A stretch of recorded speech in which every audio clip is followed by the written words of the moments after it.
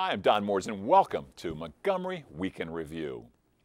This is the 50th anniversary of the March to Selma, and we all should remember this as a high point in the civil rights movement. Henry Hailstock, who comments for this program on a regular basis, is here to give his thoughts. There's some interesting legislation for Montgomery County this year in both Annapolis as well as right here in County Council in Rockville. Linna Barnes, president of the League of Women Voters of Montgomery County, and very importantly, associate producer of this very program, is here to give us all the details. Family Services has sponsored the Support Center in Rockville for more than 30 years. Joan Williams, the center's outreach social worker, will tell us about how this valuable resource functions for the people it supports. There will be some exciting new programs at the Montgomery Coalition for Adult English Literacy, MCAEL, in the very near future, and we're lucky enough to have Kathy Stevens, Executive Director of MCAEL, to have her here with us to tell us all about these great programs. Henry Hailstock, welcome back. Yes, nice being back. Selma. Yes. That movie has captured the imagination, though not of the Oscar nominees. I think it drove even more people to go see it, yes, when the feeling that it was snubbed. But Selma, not a movie. It's much more than a movie. I mean, the symbolism and pulling together what took place. It's a historical discussion about what happened, and it's really educational because people before the movie didn't realize that there were 3 Selma marches. Mm-hmm. The first one was on March the 7th, which they called the Bloody Sunday. Mm-hmm. That's because you had over 300 people injured, and a few people died of their injuries there when they were marching from Selma to Montgomery. And that's sad. The biggest thing people need to understand is that this was done for voter rights. Right. And it started in 1963, actually, with the Dallas County Voters League trying to really get voter privileges for over 1 million African Americans in the South. Right. Yeah, because they were disenfranchised. Right. The biggest thing that I thought was significant in that is the Student Nonviolence Coordinating Committee, SNCC, right, joined them in trying to solicit African Americans to go to register to vote, right, which is really the beginning of the movie, I understand. Right. I haven't gone and seen it yet. I got to go see it. You need to go see it. It's fascinating. It really is, and I think it's historically accurate. The biggest thing to understand is it started in '63. Right. Even though that the Civil Rights Act of '64 was passed, right, there were still people going against having African Americans to vote, right, officials to vote and right, all. You had the march in '65, 3 marches. The first one was on March 7th, which is called Bloody Tuesday. Then you had the second one, which was really not sanctioned by all of the marchers on Tuesday. They called that the Turnaround Tuesday, because a federal judge really put an injunction, and they didn't want to upset the federal judge. I started to say something else. Okay, so you got that. So 1, 2, and then the third one. The third one took place on the 21st, and it was actually, it took the 21st up till the 25th. It was, the marches started in Selma to go over into Montgomery County. They averaged around 10 miles a day in their march. And it culminated with them going into the Capitol in Montgomery County.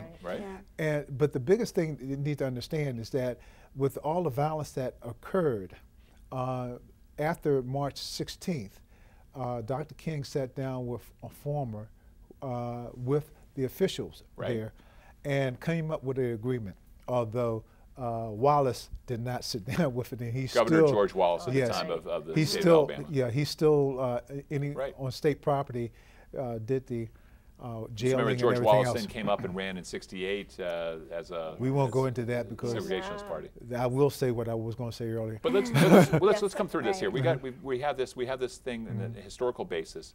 The Bull Connor the sheriff there.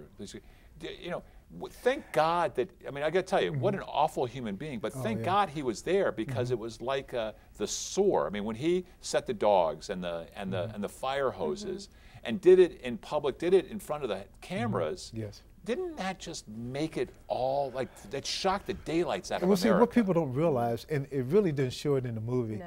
I sat down with Reverend Fauntleroy, who was a fraternity brother, and he was telling a group of us what happened. Now, you got to remember, March 21st to the 25th, there was not a lot happening. Okay, there was nothing on the news at all. They planned this strategically. They told the media that this guy named Bull Connor is going to be doing all this, and they told the officials there, including Bull Connor, we're coming down there. I don't care what you say. He said, you come down there, we're going to get hoses, we're going to get dogs and everything.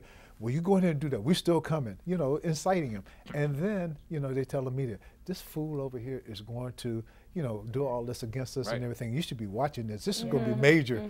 So this is, oh, I'm sorry. Wait, no, we got less than a minute left, so real quick. I was just going to say, what lessons can we take from all this really important history to contemporary that times? you still have people and organizations that are going to fight for the rights, because if it's right for some, it's going to be right for all. But what we also need to remember that we can't be, you know, complacent, because a lot is beginning to be taken away. Last year, the Supreme Court took away some of the civil rights voting rights and some of the civil rights actions there, and we need to just be forever vigilant, not only in Montgomery County, but in the state and the nation. And let's not forget, this past week, Rocky Mount, North Carolina, or South Carolina. Rockville. Real quick, the Friendship 9 in terms of coming up.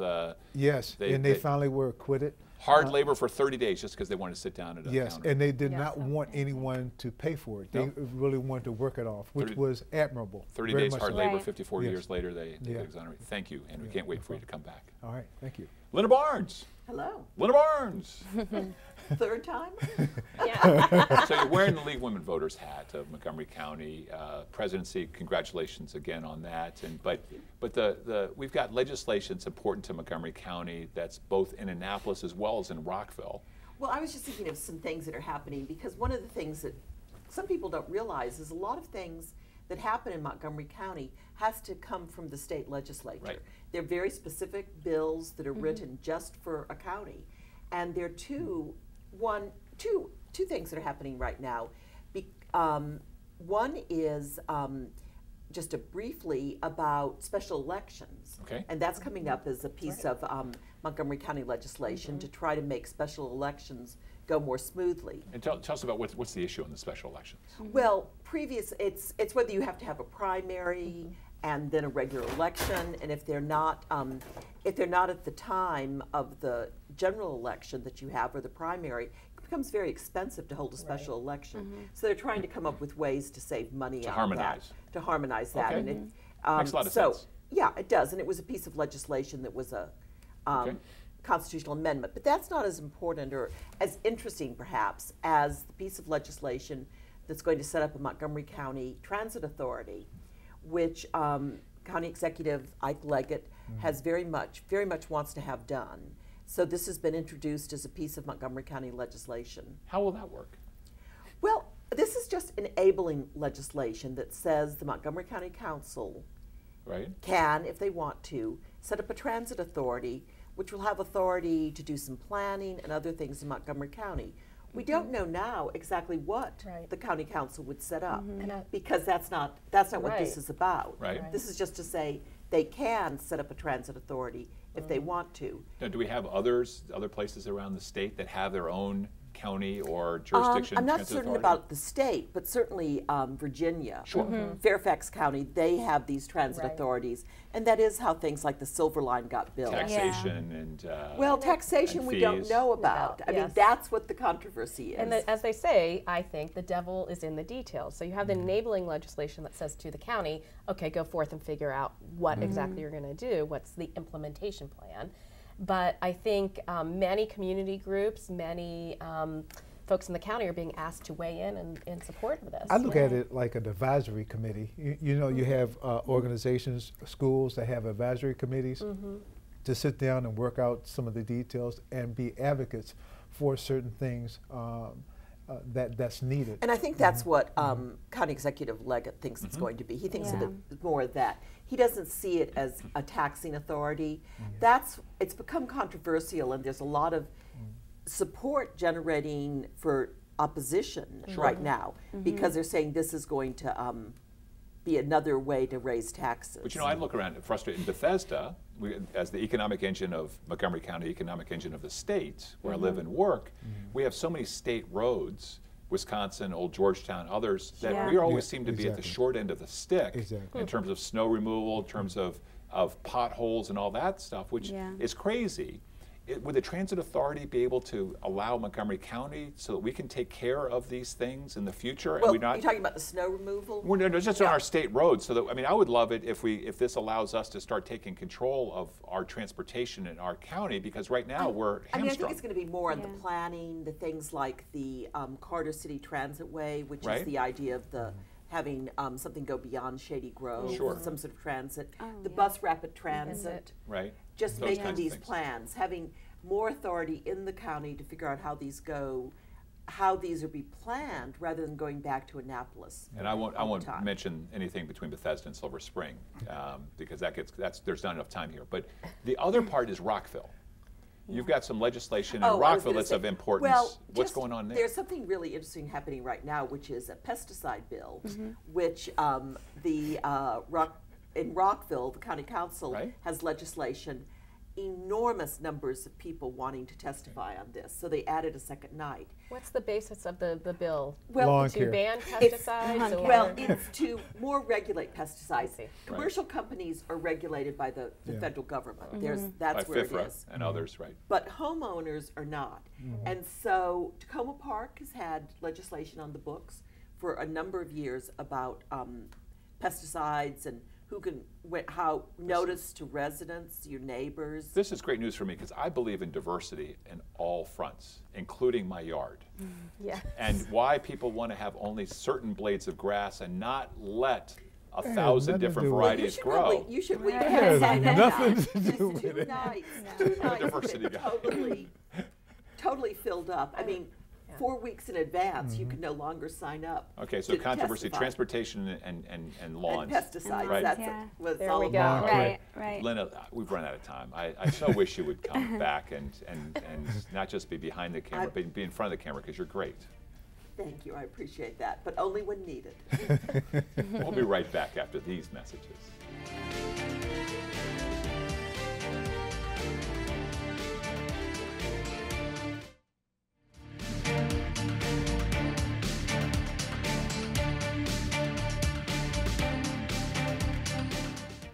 And we're back. Joan Williams, welcome to the show. Thank you. I believe this is your first time on our show. It is my first time, You're going to be great. Okay, well, fingers crossed on that. Well, tell us, Family Services in the Support Center, Rockville, what do you do? Okay, so we are an adult medical day program, the Support Center.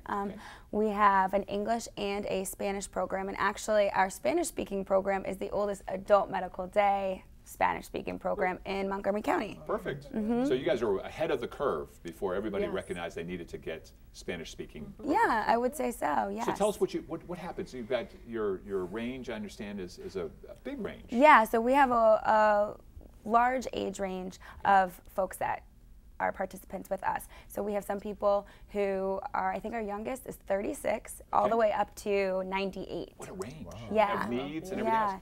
Typical person, what are the needs that folks have who you are your clients? Well, we offer typical, like similar to a senior center, we offer recreation, physical activity, different field trips, and we serve lunch. However, we're different because we have medical services. We have our nurses on staff. So we can cater to people who might need to take medicine during the day, or if they need insulin for diabetes or wound care, we can cater to those things. So this sounds like a great answer for people who maybe the full-time caretaker for a loved one. Yeah. Is this kind of a respite care kind of thing where they can go Yeah, the day? Certainly. So we have a lot of people who are either spouses or maybe adult children who have things that they need to do for their own families or get done for the household during the day. And so we offer transportation to and from our center. Okay. So we Big can, bonus. every day of the week? Do people come, Monday or? through Friday, yep. Friday. So during the day, they can come to us and we can work with them, and then they can stay in their home at night. So you don't have to move, which is a great thing. It supports the aging in place movement, doesn't Exactly, yes. Part of our work. I was going to say, what if you just want to have someone that wanted to get away period and do, physical training, and could they do that as Yeah, well? so we have a physical therapist who comes in, and we also have a podiatrist, so you can get some of those medical services where we are. And then just in terms of getting out, we do have weekly field trips to different, like the Trolley Museum, or sometimes just to go out to lunch are some of our field trips. And I know that our participants are a big fan of that because it's just getting out there. And Sure. I love an out to lunch trip. I know, I'm me all too. about it. Me too. Now, how severely disabled are your clients? So we have a really another range. So we have some people who can walk around without any assistive device and, are fine in that way. And then we have some people who are in wheelchairs. But we do a lot of breakout groups. So activity-wise, some of the people who have greater physical ability do different things than people who are in wheelchairs. There's a phone number, I believe, that you have if people want to learn more, interested in maybe participating. What's that phone number? Yes. So our phone number is 301-738-2250. And you can ask for me or speak to whoever answers the phone. We're happy to answer any questions. And we always want people to come and check us out, take a tour, spend the day, to get a sense of how it is. Sounds like if it's a lunch outing, it sounds Yeah, like you come Kathy on. Stevens is We'd coming love out. to have you. We'd love to have you. I don't think I'm trip. old enough for Yes. that. What about if you've got, say you just want to take, does that have to be 5 days a week, or can you No. do something less? No, so we're super flexible. So you can come 1 day a week to 5 days a week, depending on what your needs are. And we have extended hours. So the bulk of our program, the main activities take place from about 10 to 2:30. But we're open till 6, so you can stay with us all day. Very flexible. So if a doctor, you're in rehab, and a doctor says wants to start you on a regimen, is there someone there that the doctor can contact to give them instructions for Yeah, what's so needed? every individual has doctor orders sent to us, and we have a care plan for everybody. So that, is all of their medical information as well as their interests and things that they want to do. That's great. Yeah. We've got about 30 seconds left. What Okay. is the single best part of what you do? The best part is getting to spend time with our participants. We have people there who have been there for 20 years, and even the new people, it's great to see. Sometimes they come in a little bit shy, they've been home a lot, and then they build those friendships with both the other participants and the staff, and learning about their stories and who they are and what they like to do. That's definitely my favorite part. Is this what you thought getting into social work was going to be all about? It was what I hoped it would be all about, so I think that was a benefit for me. That's great. Well, listen, I hope you'll come back. You were great on your first. Oh, good. Thank you. weren't nervous. You were perfect. Thanks. Well, I now- hope to come back too. Now we turn to a pro.